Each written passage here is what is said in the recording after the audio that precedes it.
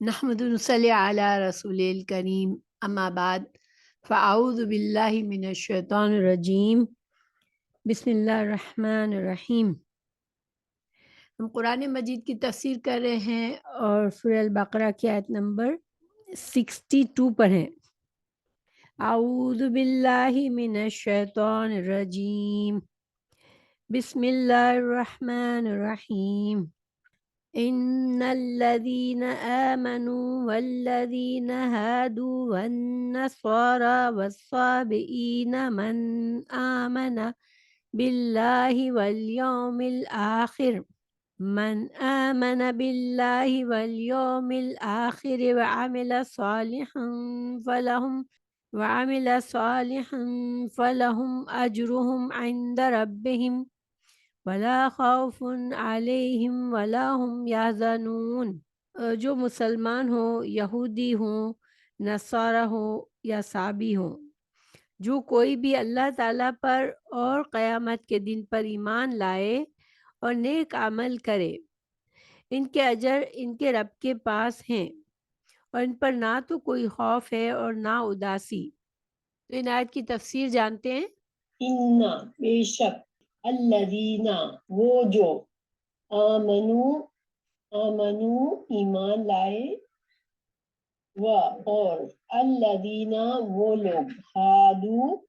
ہادو جو یہودی بن گئے۔ ٹھیک ہے، یہاں پر یہ ترجمہ، یہ نہیں ہے کہ جو یہودی ہیں،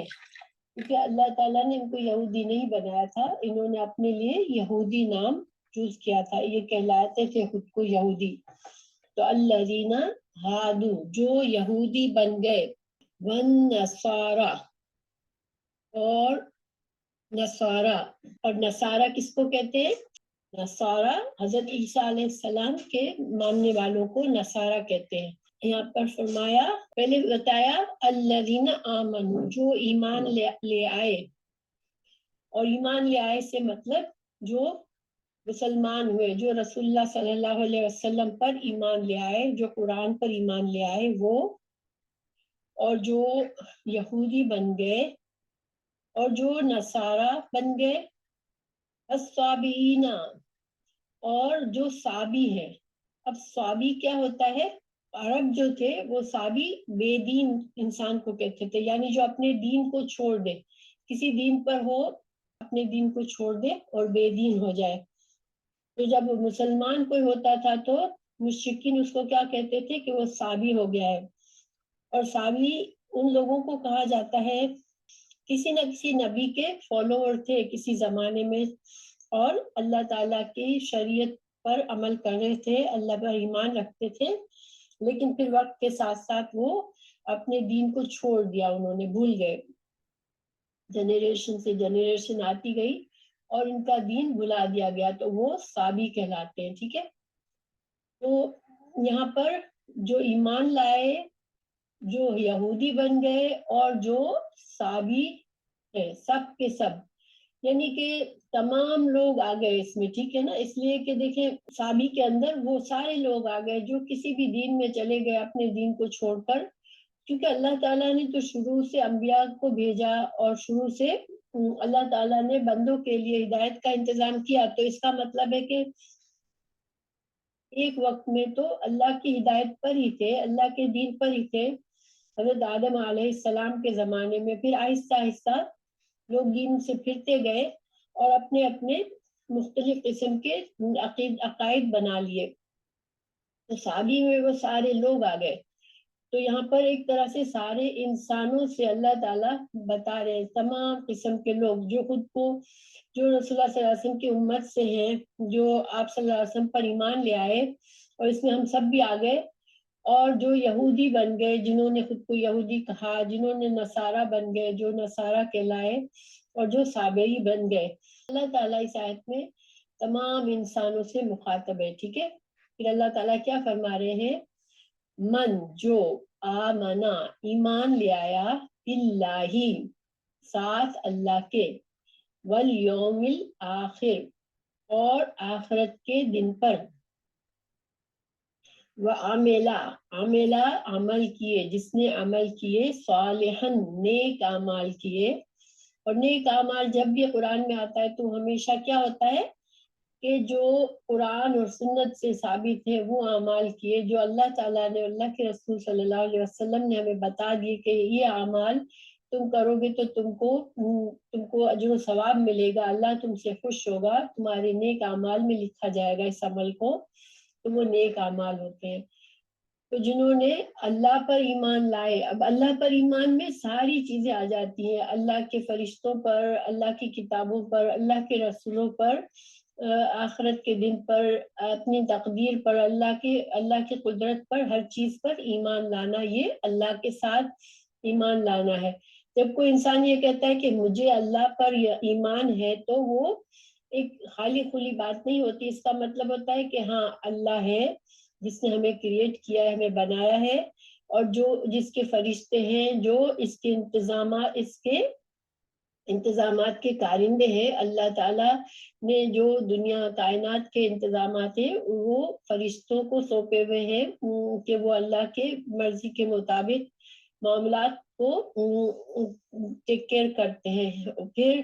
ہمیں یہ بھی، جب اللہ پر ہمیں ایمان ہے تو ہمیں یہ بھی ایمان ہوتا ہے کہ اللہ نے رسول بھیجے لوگوں کی ہدایت کے لیے، اور اللہ کی کتابیں بھی آئی، اللہ نے کتابیں بھیجی۔ اچھا ٹھیک ہے، میں ایڈ کرتی ہوں۔ تو گویا کہ اللہ پر ایمان خالی کھلی زبانی ایمان نہیں ہے، بلکہ پورا ہر چیز اس میں آ جاتی ہے۔ اب اللہ تعالیٰ نے فرمایا کہ جو تم کوئی بھی ہو، تم اپنے آپ کو دنیا میں کچھ بھی سمجھتے ہو، کہ اب تم سمجھتے ہو کہ ہم امت مسلمہ سے ہیں، ہم مسلمان ہیں، یا تم سمجھتے ہو کہ ہم یہودی ہیں، یا تم سمجھتے ہو کہ ہم نصارہ ہیں، تم سمجھتے ہو تم صابی ہو، تم کسی دین کو نہیں مانتے، تم جو بھی ہو، لیکن اللہ تعالیٰ کو نسبتوں سے کوئی تعلق نہیں ہے۔ اللہ تعالیٰ تم یہ نہیں دیکھتا کون کس گھر میں پیدا ہوا ہے اور اس کے خاندان میں بڑے بڑے لوگ آ گئے یا کس کی نسب بہت اعلیٰ ہے، اللہ تعالیٰ یہ کچھ بھی نہیں دیکھتا، بلکہ اللہ تعالیٰ کیا دیکھتا ہے؟ من آمنا، جو ایمان لے آئے اللہ پر، اور مکمل کامل ایمان یہاں پر ہے، والیوم الآخر، اور جو یہ یقین رکھے کہ مجھے آخرت کا دن آئے گا جس میں میرے اعمال دیکھے جائیں گے، اور وہ یہ سوچ کر نیک اعمال کرتا رہا، تو پھر فلہم، تو پھر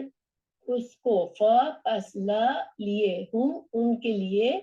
اجرہم، اجر ہم اردو میں بھی بولتے ہیں نا، اجر کسی چیز کا اچھا بدلہ، اجر، تو ان کے لیے ان کا بدلہ ہے، اچھا بدلہ ہے، ان کے لیے ثواب ہے، ہم ان کا، عند، پاس، ربہم، اب ان کے رب کے پاس، یہ بڑی، جسے اللہ تعالیٰ جب ان کا رب کہتا ہے تو یہ ایک طرح سے پیار والا انداز ہے کہ اللہ تعالیٰ ان کے اعمال کو اپنے پاس سنبھال کے رکھتا ہے، سب کا حساب کتاب رکھتا ہے، تاکہ وہ آخرت کے دن ان کو اچھا انجام دے، اس کو اچھا بھلا دے، اچھا ان کو رزلٹ، نتیجہ ملے۔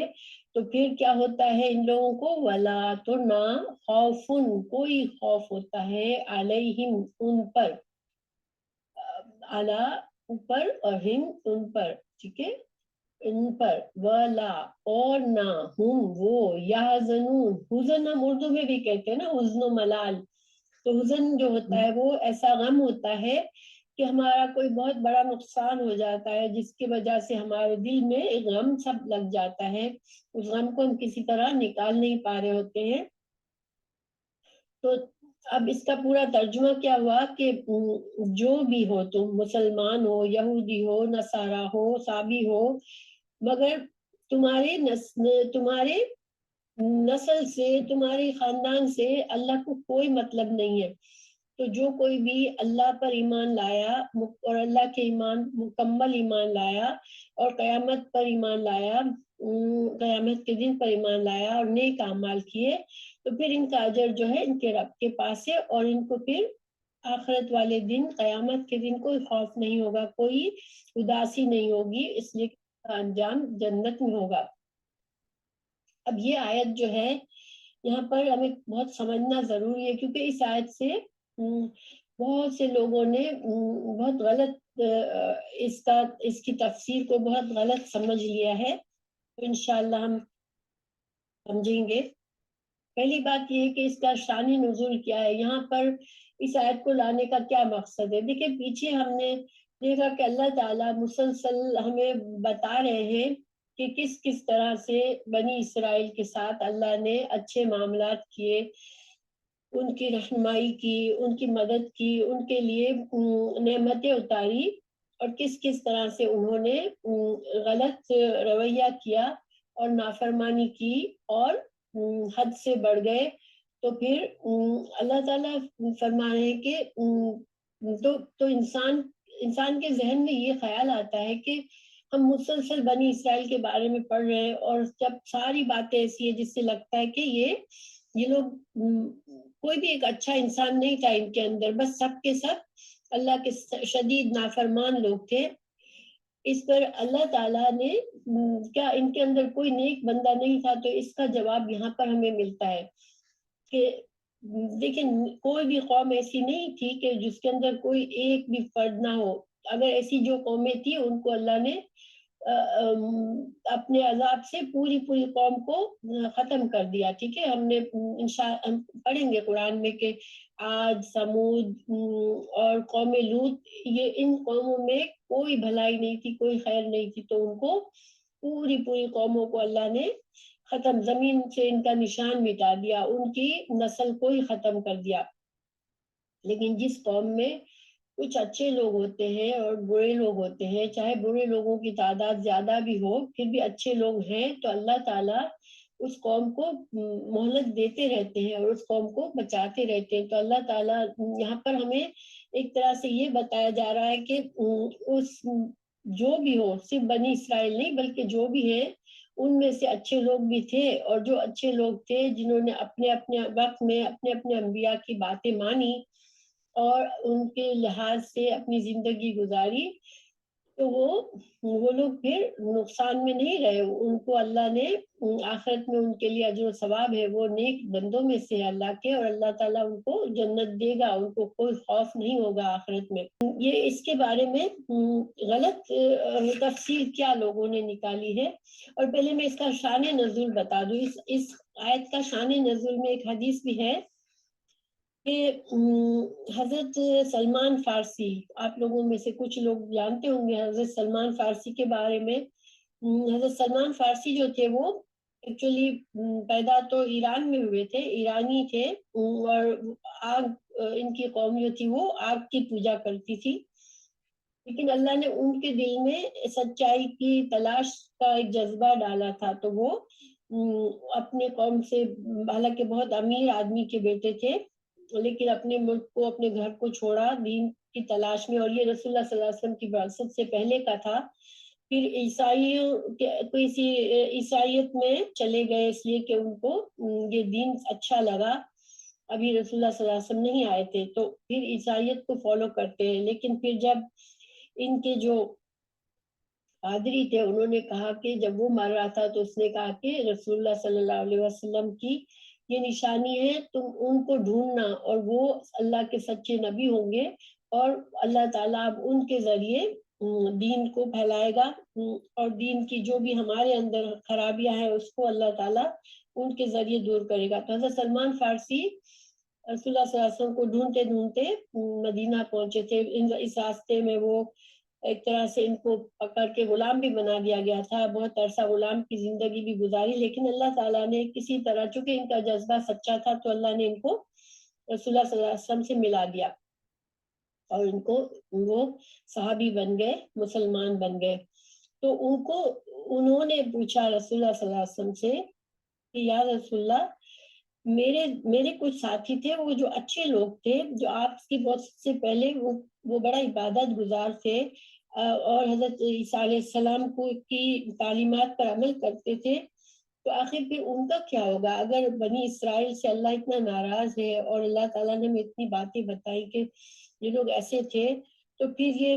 یہ جو لوگ اچھی طرح سے دین کو فالو کرتے تھے ان کا کیا ہوگا؟ تو اس پر یہ آیت نازل ہوئی تھی، یہ ان کے سوال کے جواب میں کہ نہیں، وہ لوگ جو اچھے لوگ تھے، چاہے کہیں بھی تھے، کسی نبی کے زمانے میں تھے، اگر اچھے تھے وہ، اور اگر انہوں نے اپنے انبیاء کی بات مانی اور دین پر چلتے رہے تو پھر وہ ان کا انجام اچھا ہے، وہ جنتی ہوں گے۔ اچھا، جو غلط مفہوم نکالا ہے لوگوں نے، وہ کیوں نکالا ہے اور کیا نکالا ہے، میں آپ کو بتاتی ہوں۔ دیکھیے یہاں پر اللہ تعالیٰ نے اختصار سے بات کی ہے کہ رسول پر ایمان کی ذکر یہاں پر نہیں لکھا اللہ نے، ٹھیک ہے۔ اللہ تعالیٰ نے یہ فرمایا کہ جو بھی ہو، مسلمان کہتے ہو خود کو یہودی کہتے ہو، نصارہ کہتے ہو، صابی کہتے ہو، لیکن جو بھی کامیابی کا معیار اللہ کے پاس کیا ہے کہ اللہ پر ایمان لاؤ اور آخرت پر ایمان لاؤ اور نیک اعمال کرو تو تمہارے لیے جنت ہے۔ اب یہ جو کہ کچھ لوگوں نے اس کا غلط مفہوم لیا، کیونکہ دیکھیے قرآن کی تفسیر جو ہے وہ ہم کسی ایک آیت سے نہیں کر سکتے، ٹھیک ہے نا۔ اسی کے قرآن میں اللہ تعالیٰ نے بعض باتیں بعض جگہوں پر اختصار میں ذکر کی ہے اور بعض میں تفصیل میں ذکر کی ہے، اور قرآن کی آیات، قرآن کی دوسری آیات کی تفسیر بتاتی ہے ہم کو، اور قرآن کی اور رسول اللہ صلی اللہ علیہ وسلم کی صحیح حدیث سے بعض اوقات ہمیں صحیح تفسیر معلوم ہوتی ہے، اس کے بغیر ہم نہیں سمجھ پاتے قرآن کو۔ جیسے مثال کے طور پر قرآن میں سورہ توبہ میں ہے کہ تم کافروں کو کہیں بھی پاؤ ان کو پکڑو اور ان کو قتل کر دو۔ اب صرف اتنے ٹکڑے کو کوئی لے لے، اس کا کیا مطلب ہوا کہ مسلمان جو ہے وہ کافروں کو جہاں بھی دیکھے ان کو قتل کر دے، تو یہ صحیح وہ نہیں ہے۔ اس لیے قرآن میں کئی جگہ پر ہمیں نون مسلم سے اچھا سلوک کرنے کے لیے کہا گیا ہے،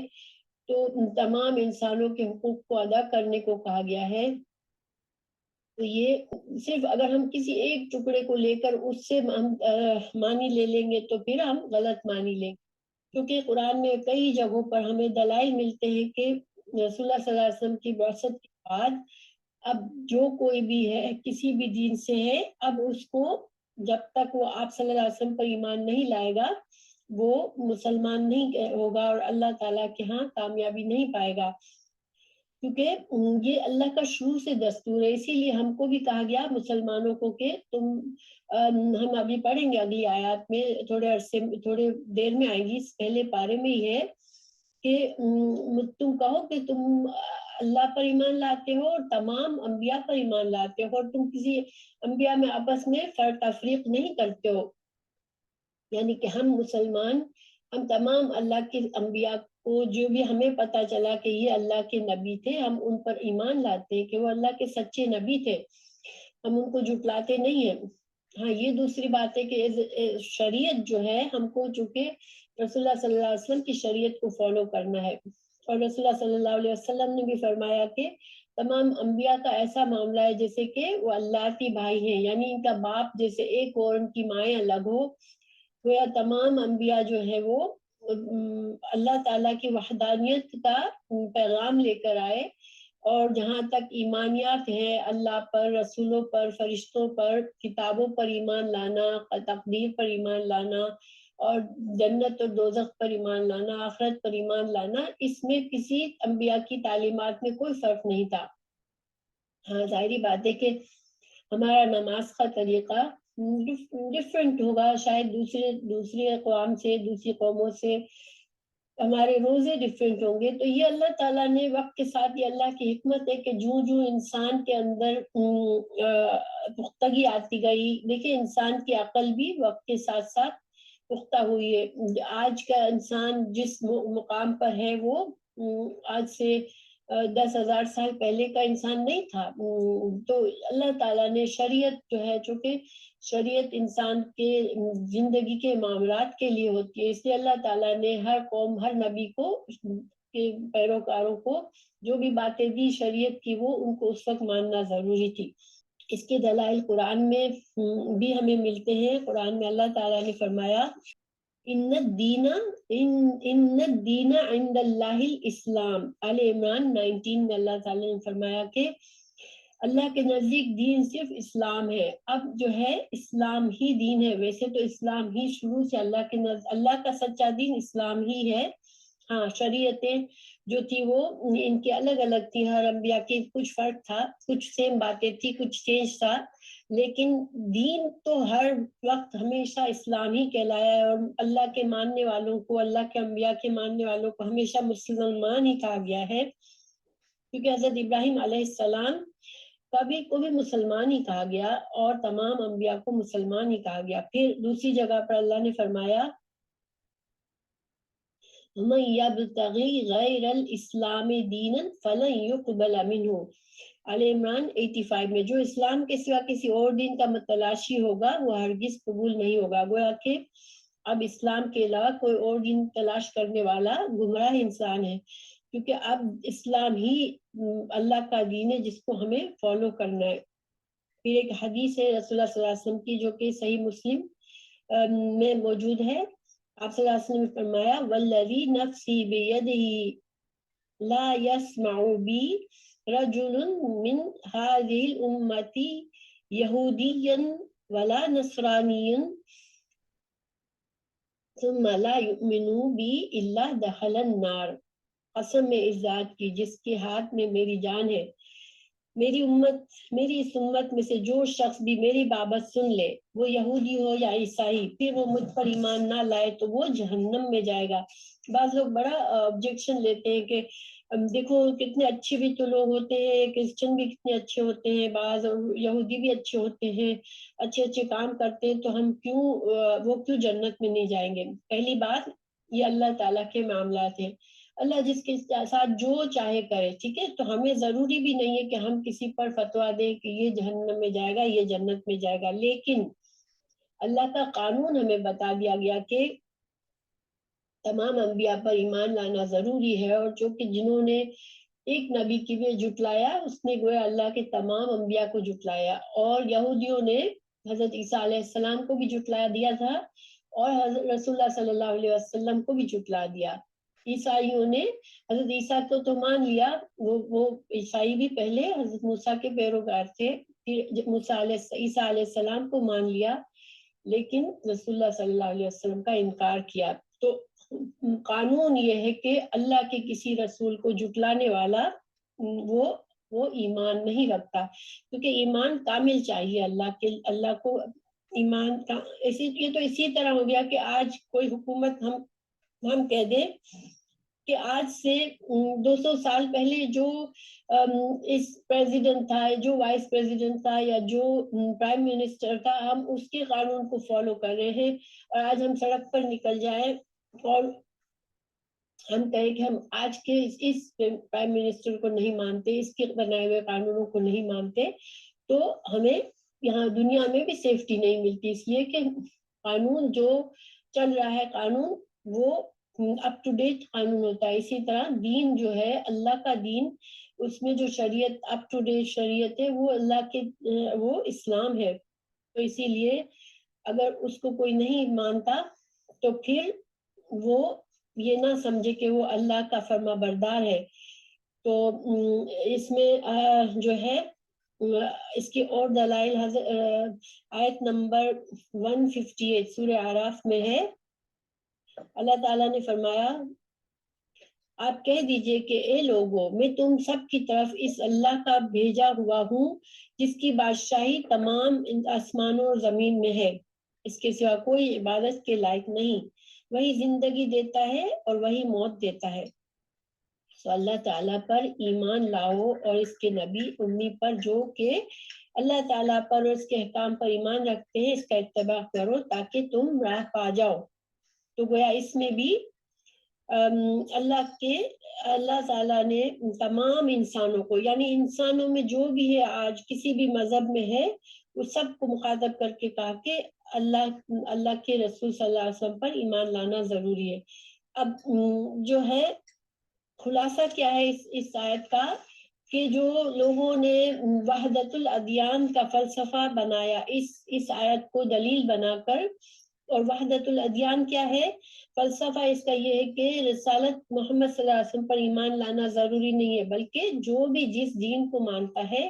اس کے مطابق ایمان رکھتا ہے اور اچھے عمل کرتا ہے اس کی نجات ہو جائے گی۔ یہ فلسفہ ہے، ٹھیک ہے. اور آج دیکھیں بہت سے مسلمان جو خود کو مسلمان بھی کہتے ہیں، وہ ضروری نہیں سمجھتے کہ ان کو نمازیں پڑھنی ہے. وہ سمجھتے ہیں کہ بھائی میں اچھا انسان ہوں، اللہ ہے، میں اللہ کو مانتا ہوں اور بس ٹھیک ہے. یعنی کہ حدیث تو حدیث ہے نا صرف. یعنی کہ بہت سے لوگ تو باقاعدہ اگر آپ حکم بتاؤ ان کو تو وہ کہتے ہیں کہ بھئی یہ تو حدیث میں ہے نا، آپ ہمیں قرآن سے بتائے کہ قرآن میں کہاں اس کام کو منع کیا گیا ہے. لیکن قرآن اور حدیث کو ایک دوسرے سے الگ نہیں ہے. قرآن بھی رسول اللہ صلی اللہ علیہ وسلم پر نازل کیا گیا اور حدیث بھی رسول اللہ صلی اللہ علیہ وسلم پر ہی نازل کی ہوئی وحی ہے، مگر وہ وحی خفی ہے جو آپ صلی اللہ علیہ وسلم کو دین سکھایا گیا. انہوں نے قرآن کی تفسیر، قرآن ہی کی تفسیر کے لیے احادیث بھی ہے تاکہ ہم دین کو سمجھیں. تو صحیح عقیدہ یہ ہے اس آیت کے بارے میں، صحیح تفسیر یہ ہے کہ چونکہ تمام بنی اسرائیل کے بارے میں ہم نے اتنے واقعات پڑھے کہ وہ کتنا غلط کام کرتے تھے، اللہ کے ہر حکم کو کس طرح سے غلط طریقے سے لیتے تھے. تو اللہ تعالیٰ نے بتا دیا کہ دیکھو اللہ کے نزدیک، اور پھر وہ سمجھتے کیا تھے کہ ہم تو چہیتے ہیں اللہ کے، ہم تو اللہ کے انبیاء کے اولاد ہیں، ہماری تو نسب اور انبیاء سے، اس وجہ سے وہ فخر کرتے تھے کہ ہمیں تو جنت ملنی ضروری ہے. اور اسی طرح دیکھیں قریش بھی جو تھے نا، وہ اپنے آپ کو حضرت ابراہیم علیہ السلام، اور قریش جو تھے وہ حضرت ابراہیم علیہ السلام کے بیٹے حضرت اسماعیل کی نسل سے تھے. تو وہ بھی یہ سمجھتے تھے کہ ہم تو دین ابراہیم پر ہیں اور ہم سچے ہیں، تو اور ہم سپیریئر ہیں. تو یعنی کہ انسان، اور آج دیکھیں بہت سے مسلمان خود کو سپیریئر سمجھتے ہیں کہ ہم تو امت مسلمہ سے ہیں، ہم کو تو جنت ملنی ضروری ہے. لیکن جنت جو ہے وہ ہارڈ محنت سے ملنی ہے، ایمان اور نیک اعمال. کبھی بھی اللہ نے یہ نہیں کہا نیک اعمال کی ضرورت نہیں ہے، تم بس ایمان لے آؤ اور تم کو جنت ملے گی. تو جنت کے لیے کوشش اور محنت چاہیے اور ایمان کے ساتھ نیک اعمال چاہیے. ورنہ تمہاری نسب کچھ بھی ہے، تم اس پر فخر کر کے غلط فہمی میں مت رہو، کیونکہ تم اس طرح اپنا نقصان کر دو گے. تو یہ مطلب اس آیت کا. اگلی آیت ہے وَإِذْ، اور جب، اخذنا، اخذا لینا، ٹھیک ہے، اخذ کرنا، اردو میں بھی کہتے ہیں نا اخذ کر لیا. میں نے یہ چیز کو اخذ کیا، مطلب کہ اب میں نے اس کو سمجھ لیا، میں نے اس کو گراسپ کر لیا، میں نے لے لیا. ٹھیک ہے، اخذنا، نا ہم نے، جب ہم نے لیا، میثاقکم، میثاق کہتے ہیں بہت پختہ عہد کو جس پر قسمیں لے کر پکا کیا جائے جس کو. ٹھیک ہے، تو ہم نے جب میثاق تم سے میثاق لیا، پکا عہد لیا. ابھی بھی اللہ تعالیٰ بنی اسرائیل سے مخاطب کر رہے ہیں. اور رفعنا، رفعت جو ہوتا ہے بلندی کو کہتے ہیں، اردو میں بھی کہتے ہیں رفع، بلند کیا. نہ ہم نے، فوقکم، فوقیت دینا، کسی چیز کو فوقیت دینے کا کیا مطلب ہوتا ہے؟ اردو میں ہم بولتے ہیں نا یہ اپنے آپ کو بڑی فوقیت دیتی ہے، یہ اپنے آپ کو بڑا بلند کرتی ہے دوسروں کے مقابلے میں. تو فوقکم، بلند کر دیا اوپر تمہارے اوپر، طور کو، خودو، پکڑ لو، ماں جو، آتینا عطا سے ہے دینا، ہم نے دیا، تم کو، آتیناکم، کتنے الفاظ ہیں؟ دیا ہم نے تم کو، بے قوتن، ساتھ قوت کے، قوت مضبوطی کے ساتھ پکڑ لو. دیکھیں کسی چیز کو ویسے تو کوئی سالڈ چیز ہوتی ہے اس کو ہم ہاتھ میں پکڑ لیتے ہیں، ٹھیک ہے، لیکن جب کوئی روحانی چیز ہے، کوئی سمجھ ہے، کوئی نصیحت ہے، جب ہم کسی کو دیتے ہیں ہم اس کو بولتے ہیں اس کو قوت کے ساتھ پکڑ لو، تو کیا مطلب ہوتا ہے کہ اس پر پوری طرح سے عمل کرنا، اس کو لیٹ گو نہیں کرنا. ٹھیک ہے، تو اللہ تعالیٰ نے فرمایا ان سے کہ یہ جو ہم نے تم کو دیا ہے، یعنی تورات دی جا رہی ہے، تم کو احکامات دیے جا رہے ہیں، اس میں جو احکامات ہیں تمہارے لیے،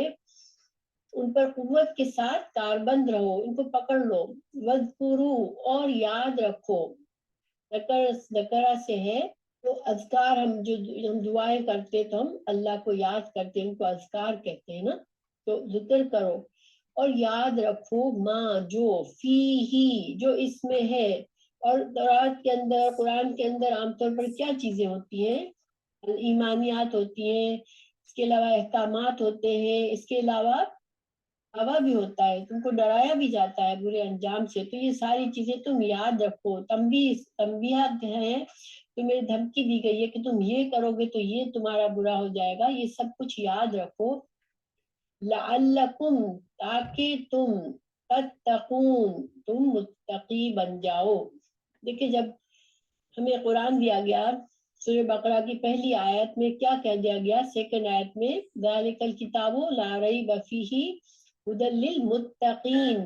متقین یعنی اللہ تعالیٰ جب کوئی کتاب دیتا ہے تو اس کا مقصد کیا ہوتا ہے؟ کہ بندہ اس کو لے کر متقی بن جائے. اور متقی کیا ہوتا ہے؟ جس کے دل میں اللہ کا اتنا خوف ہوتا ہے کہ وہ اللہ کی نافرمانی کے کام نہیں کرتا. اس کے دل میں اللہ کی محبت ہوتی ہے تو اللہ کی رضامندی حاصل کرنے کے لیے محنت کرتا ہے اور بہت احتیاط کے ساتھ زندگی گزارتا ہے. کوئی بھی عمل ہے اس سے پہلے نتیجے پر غور کرتا ہے کہ میں یہ عمل کر رہا ہوں، میں یہ چوائس کر رہا ہوں تو اس کا نتیجہ کیا ہوگا. وہ متقی ہوتا ہے، آخرت کے انجام سے ڈرتا ہے کہ میرا انجام برا نہ ہو جائے. تو اللہ کی کتاب کا مقصد کیا ہوتا ہے؟ کہ اس کو پڑھا جائے، اس کو سمجھا جائے اور اس کے اوپر عمل کیا جائے. اس میں جو نصیحت ہے اس کو یاد رکھا جائے، جو ڈراوے ہیں اس کو دل میں رکھنا چاہیے کہ ہاں میں یہ نہیں کروں گا، یا میں یہ کروں گا تو میرے لیے مشکل ہو جائے گی. اللہ تعالیٰ نے اب ان سے وعدہ لیا. یہ وعدہ بھی وہیں پر میدان تیہ کا ہی ہے کہ جب تورات دی گئی ہم نے دیکھا کہ کس طرح سے وہ ٹال مٹول کر رہے تھے کہ ہم تو نہیں مانیں گے، جب تک ہم اللہ کو نہیں دیکھ لیں گے ہم نہیں مانیں گے. اور ان کا رویہ تھا ذرا سی دیر میں انہوں نے اس کو گائے کو بچڑے کو کی پوجا شروع کر دی اور بار بار وہ بھول جاتے تھے اللہ کی باتوں کو. تو پھر ان سے پکا عہد لیا گیا کہ اب تم ایسا نہیں کرو گے، تم اس کتاب کی وہ عزت کرو گی جو اس کی ضرورت ہے، جو اللہ کی کتاب کا حق ہے کہ اس کو سمجھا جائے، اس پر عمل کیا جائے. تو تم اس کو جو اس کا حق ہے اس کتاب کا وہ ادا کرو گے. تو اس کے لیے جب یہ ان کو عہد انہوں نے دیا تو اللہ تعالیٰ نے کوہ طور کو ایک طرح سے ایک زلزلہ سا آیا تھا اور ایک ایسا لگا کہ کوہ طور معلق ہو گیا، بلند کر کے اللہ تعالیٰ نے کوہ طور کو ان کے اوپر جیسے لٹکا دیا. اور ایک طرح سے یہ اللہ کی قدرت کا مظاہرہ کیا گیا ان کے لیے کہ دیکھو تم اگر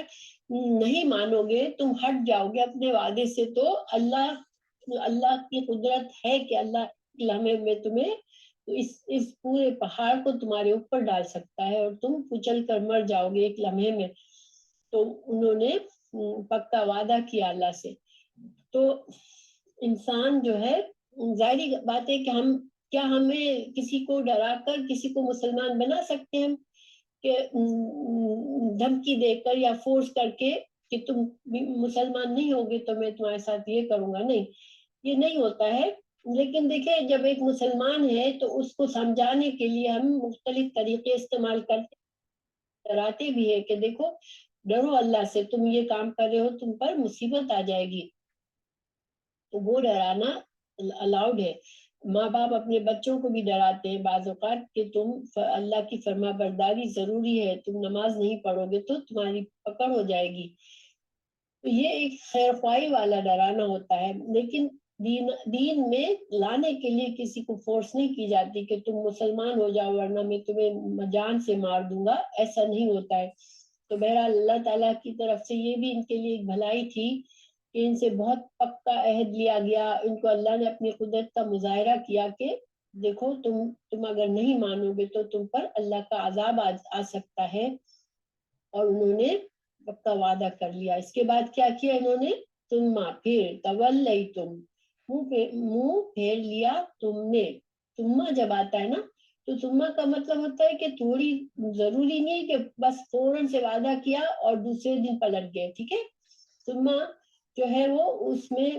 بعد میں یعنی کچھ دیر بعد کچھ عرصہ گزر گیا، پھر یہ بھول گئے اپنے وعدے کو اور پھر منہ موڑ لیا. تولیتم، منہ موڑ لیا تم نے، من بعد ذالک،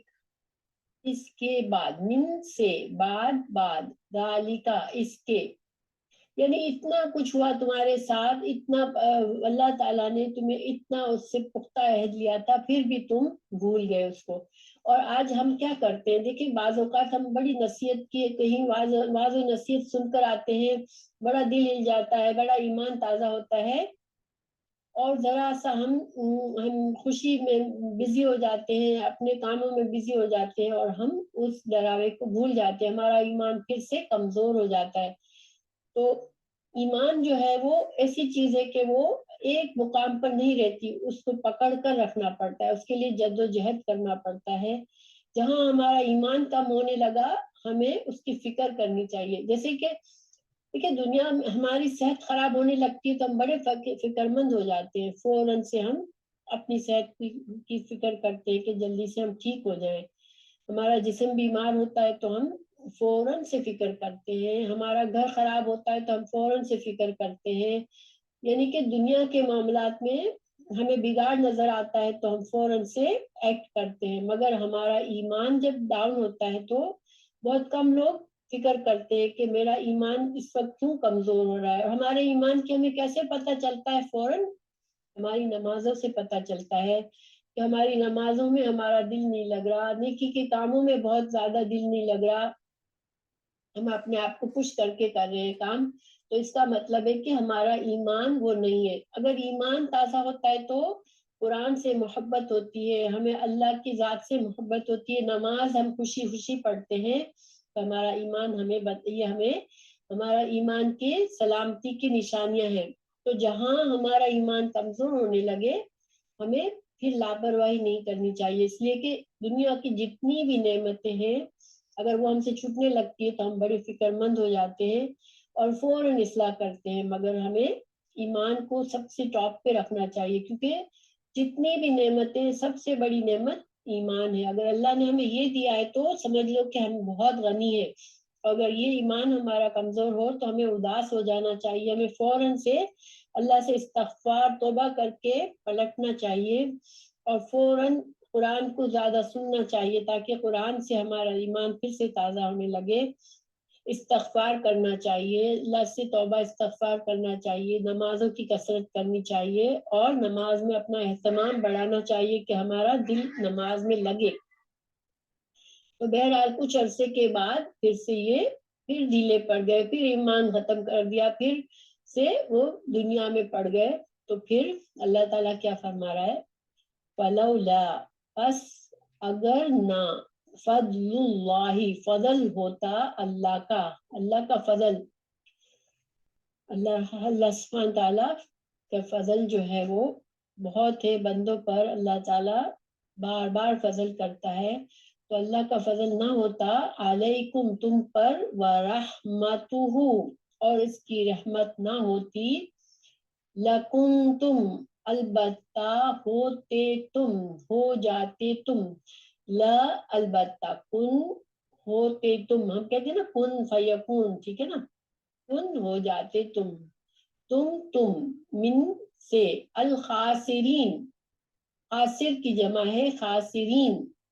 اور خاسر وہ ہوتا ہے جو بزنس میں کچھ لگاتا ہے تو اتنا بڑا نقصان ہوتا ہے کہ اس کا اپنا جو اصل مال تھا وہ بھی چلا جاتا ہے، منافع تو جاتا ہے، منافع کے ساتھ ساتھ اس کا اپنا مال بھی چلا جاتا ہے، مکمل نقصان ہو جاتا ہے.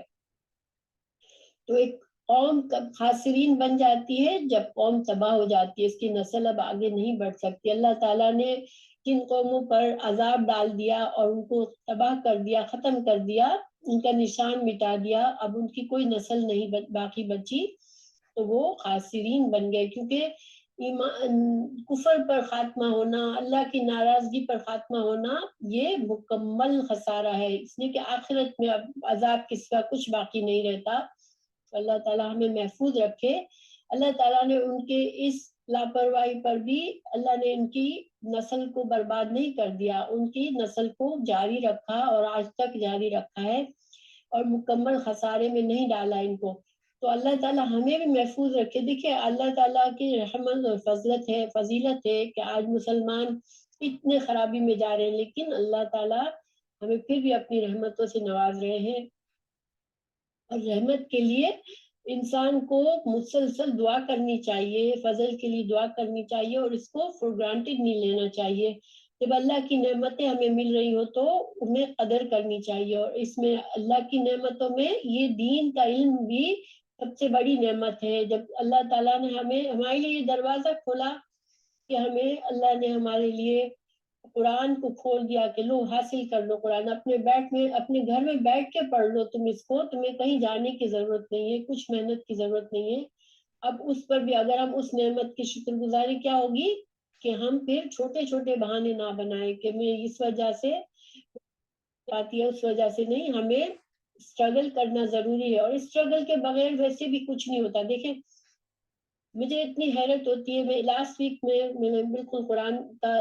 سیکھنا سکھانا بند رکھا اس لیے کہ میں اپنی فیملی میں بزی تھی. مجھے ایسا لگا کہ میرا کبھی کوئی قرآن سے تعلق ہی نہیں ہے، میں سب بھول گئی. جیسے ایسا لگا مجھے کہ مجھے تو اب پتہ ہی نہیں ہے کہ کیا ہو رہا ہے. یعنی دنیا جو ہے وہ اسی طرح ہے، جب دنیا میں ہم جاتے ہیں ہم دین کو بھول جاتے ہیں. ہمیں دنیا میں اس طرح رہنے کا سیکھنا پڑتا ہے کہ ہم دین کو یاد رکھتے ہوئے دنیا میں رہیں. اسے کہ دنیا کو ہم چھوڑ تو نہیں سکتے، ظاہر زندگی کے معاملات تو ہمیں چلانے ہیں، مگر دنیا میں بیلنس رکھتے ہوئے ہمیں اس نعمت کو اسی لیے اللہ تعالیٰ نے دیکھیے قوت کے ساتھ پکڑنے کو کہا ہے. جب تک ہم قرآن، اور ہمیں بھی کہا گیا قرآن میں کہ اللہ کی رسی کو مضبوطی سے پکڑ لو. تو یہ اللہ کی رسی ہے قرآن، اس کو ہم جب تک مضبوطی سے نہیں پکڑیں گے یہ دنیا ہمیں ہٹاتی رہے گی اور ہمیں مصروف کرتی رہے گی. تو اس سے ہمیں محتاط رہنا ہے انشاءاللہ. بہرحال اللہ تعالیٰ نے یہاں پر ان کو ایک اور احسان دلایا کہ تم نے اس تورات کے ساتھ لاپرواہی کی، لیکن میں نے پھر بھی تمہاری نسل کو جاری رکھا اور تمہیں مکمل طور پر تمہیں خسارہ نہیں، تمہاری نسل کو میں نے ختم نہیں کر دیا. پھر آگے ہے ایک اور واقعہ بیان کیا جا رہا ہے. وَلَقَدْ، اور البتہ تحقیق، علم سے ہے، جان لیا تم جانتے ہو. یہاں پر اللہ تعالیٰ بنی اسرائیل سے خطاب کر رہے جو مدینہ میں یہودی تھے، ان سے خطاب ہو رہا ہے کہ تم تو جانتے ہو اس واقعے کو جو میں ابھی جو سنایا جا رہا ہے تم بہت اچھی طرح جانتے ہو. الذین، ان لوگوں کو، اعتدوا، جنہوں نے زیادتی کی. ادو اس کا روٹ ورڈ ہے عین دال واو. ادو کا لفظی معنی ہوتا ہے دوری، دور ہو جانا. تو عداوت، دشمنی بھی اسی روٹ سے ہے. عداوت کو عداوت کیوں کہتے ہیں دشمنی کو؟ کہ دشمن ایک دوسرے سے دلوں سے دور ہوتے ہیں، ان کے دل ایک دوسرے سے دور ہو جاتے ہیں. اور جب حد، اللہ تعالیٰ کی جو حدیں ہیں، دیکھیے اللہ تعالیٰ کی حدوں کو پار کرنا بھی یہ اللہ کی حدوں سے دور جانا ہے. اللہ نے یہاں تک ہمیں حکم دے دیا کہ تمہیں یہ کرنا ہے، اللہ کے حکم کو چھوڑ کے دوسری طرف چلے جانا یہ بھی زیادتی ہے. تو اس وجہ سے زیادتی کے معنی میں بھی آیا ہے. تو الذین اعتدوا، جنہوں نے زیادتی کی، اللہ کی حد کو توڑا، اللہ کے حکم کی نافرمانی کی. منکم، تم میں سے، السبت، میں، سبت جو ہے اس کا معنی ہوتا ہے ہفتے کا دن، ٹھیک ہے. لیکن سبت جو ہے یہ یہودیوں کا ایک مذہبی دن ہوتا ہے، ہفتے کا دن. اور اس کا قانون کیا ہے، ابھی بھی ہے، سب کے لوگ ابھی بھی مناتے ہیں. حالانکہ اگر رسول اللہ صلی اللہ علیہ وسلم کو ایمان لے آئے تو پھر ان کو سب کی پابندی کی ضرورت بھی نہیں ہے. یہ سخت حکم تھا کہ ہفتے کے دن کوئی دنیا کا کام نہیں کرو گے، صرف اللہ کی عبادت کرو گے، ٹھیک ہے. کٹ جانا، سب کا مطلب لفظی معنی ہوتا ہے کٹ جانا، یعنی دنیا سے کٹ کر صرف اللہ کی عبادت کرنا. تو سب کے قانون میں جنہوں نے زیادتی کی، تم تو ان کے بارے میں جانتے ہو نا. اللہ تعالیٰ مدینہ کے ان یہودیوں کو مخاطب کر رہے ہیں اللہ تعالیٰ نے فرمایا فقلنا، جب انہوں نے زیادتی کی تو اللہ نے کیا فرمایا تھا ان سے، پس قلنا، ہم نے فرمایا، ہم نے کہا، لہم ان سے، کونو ہو جاؤ، ارادتن، ارادتن کہتے ہیں بندر، اس کا ترجمہ، لفظی ترجمہ ہے کس میں، جیسے ذلیل پھینکی ہوئی چیز، جیسے روئی جب بالکل خراب ہو جاتی ہے جو اس کو پھینک دیا جاتا ہے، اس روئی کو بھی ارادتن کہتے ہیں، تو بندر بن جاؤ، خاسئین، خاسئین، خاصے کہتے ہیں ذلیل، کبھی نہ کسی کو جھڑک کر دور کر دینا، خوشگوار نعمتوں، اللہ کی نعمتوں سے محروم کر دینا، دھکے دے کے نکال دینا، تو اللہ تعالیٰ نے بہت سخت ناراض ہوا اللہ تعالیٰ ان سے، اور ان کو بندر بنا دیا، اور خاسئین بالکل دھتکارے ہوئے بندر بنا دیا ان کو، فجعلناها، تو پس جعلنا بنایا ہم نے، ہاں اس بستی کو، یہاں مؤنث ہے، بستی کے لیے آیا ہے، اس بستی کو ہم نے بنا دیا نکالن، نکالن، نکال کہتے ہیں لگام، جو لوہے کی لگام ہوتی ہے اس کو نکال کہتے ہیں، یا زنجیر کسی کو پہنانا، اس کو انکال کہتے ہیں، تو نکالن، دیکھیں کوئی اگر کسی کے اوپر گلے میں توک ڈال دیا، لوہے کا لگام لگا دی، کسی کو زنجیروں سے باندھ دیا سب کے سامنے، تو یہ بہت زیادہ جیسے عبرت ہوتی ہے دوسروں کو کہ اتنی سخت سزا دی جا رہی ہے اس کو، تو ہم نے ان کو عبرت بنا دیا، اور عبرت کیا ہوتی ہے، انسان کسی کو سزا پاتے دیکھ کر اس سے ڈر جائے کہ مجھے یہ کام نہیں کرنا، اب کسی کے ہاتھ کاٹے گئے کسی چور کے، انسان کہے کہ بھائی چوری سے بچنا ہے، اس سے تو ہاتھ کاٹے جاتے ہیں، ٹھیک ہے، حالانکہ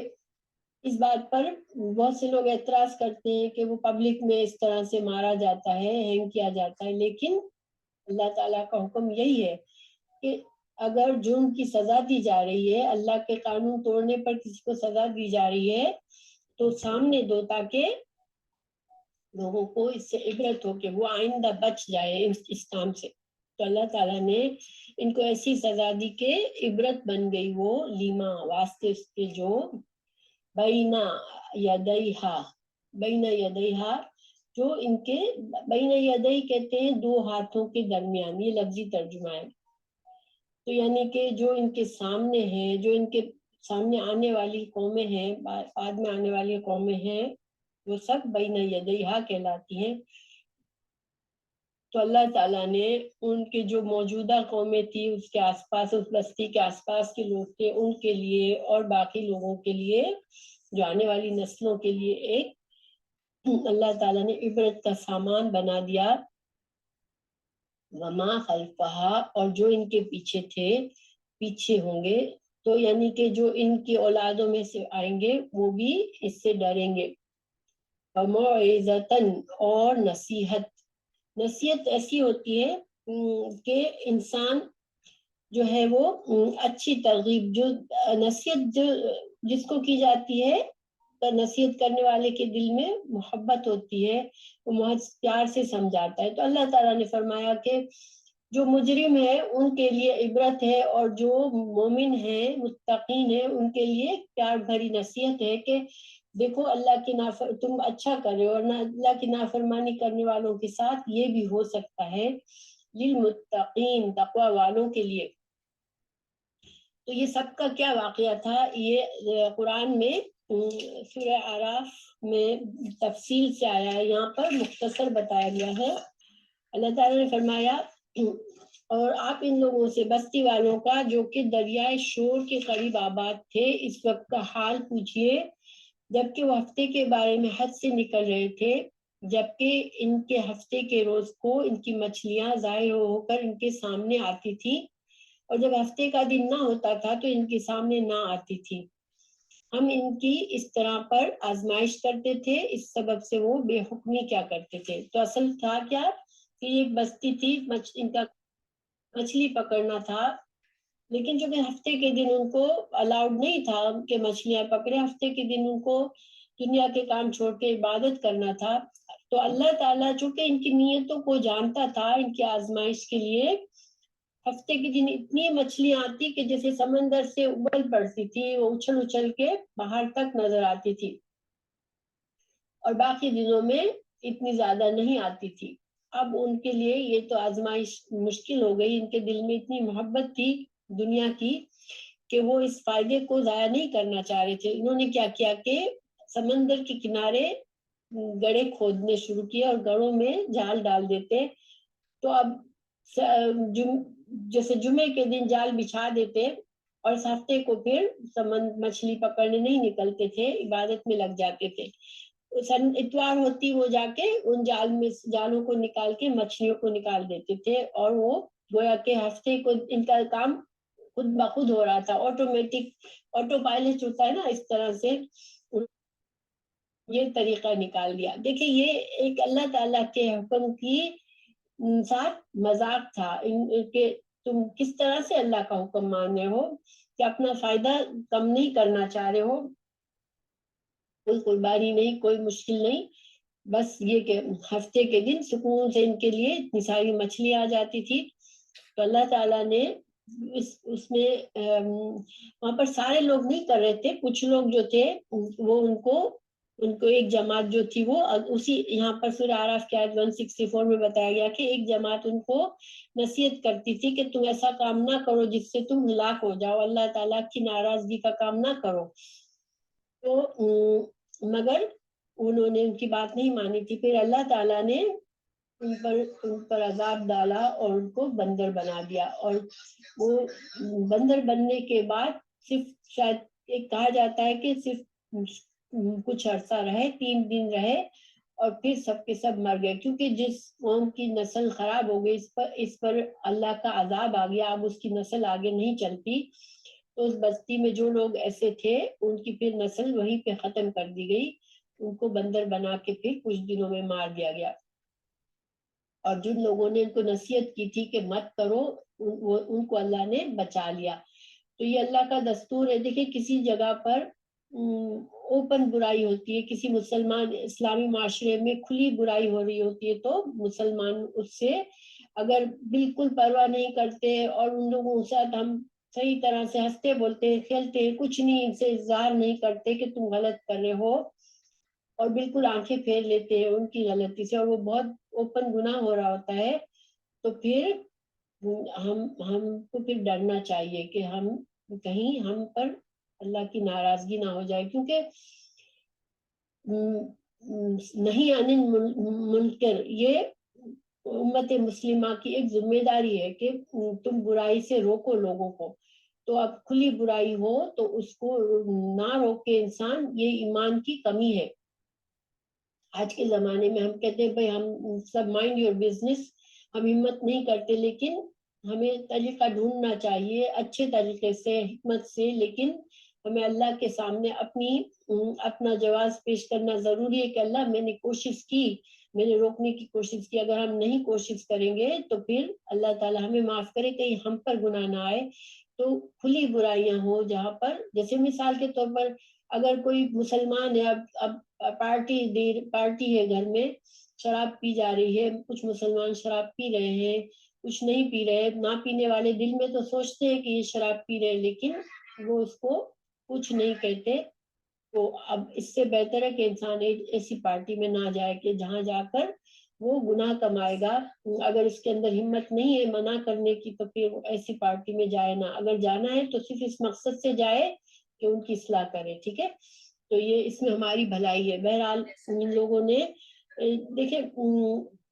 ان کا طریقہ یہ تھا کہ اللہ کا کوئی بھی قانون آتا، کوئی حکم ان کو دیا جاتا، وہ پہلے تو اتنے سارے سوالات کرتے کہ کسی طرح سے یہ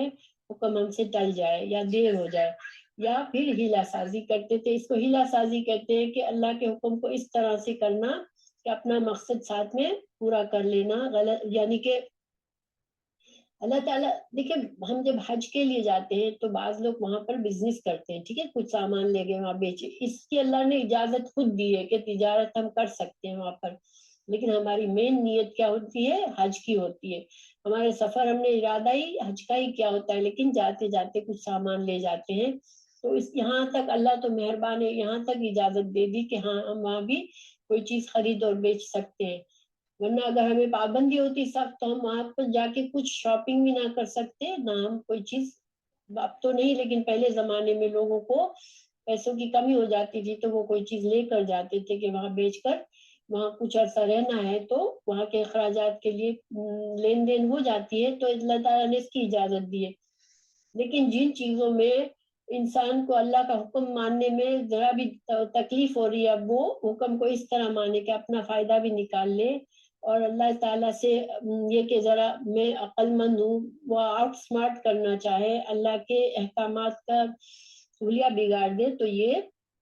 बात है, इससे बचना चाहिए।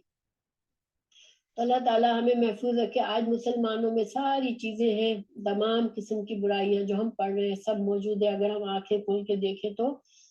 अल्लाह ताला हमें महफूज रखे। अल्लाह ताला हम हमें तौफीक दे कि जहां हम इस्लाह कर सके हम इस्लाह करने की कोशिश करें और हम गुनाहों से बचे, और अल्लाह ताला हमारी औलादों की हिफाजत करे। इसलिए कि देखिए ये जो वहदत अदियान का जो फलसफा है, ये हम लोग बहुत ज्यादा इसको पसंद करते हैं कि ये आसान तरीन तरीका है, नुस्खा है कि जन्नत मिल जाएगी, तुम बस अच्छे इंसान हो, कोई बात नहीं है। लेकिन जन्नत के लिए मेहनत की जरूरत है, अल्लाह ताला को इखलास चाहिए। इंसान अल्लाह ताला हमारे ईमान के लिए सबूत चाहता है कि हमारा, हम जब कह रहे हैं कि हम मुसलमान हैं तो हमने क्या सबूत दिया, हमने क्या अपनी कोशिश की कि हम अल्लाह की रजा हासिल करें। तो अल्लाह ताला हमें अपनी रजा हासिल करने वाला बनाए, आमीन।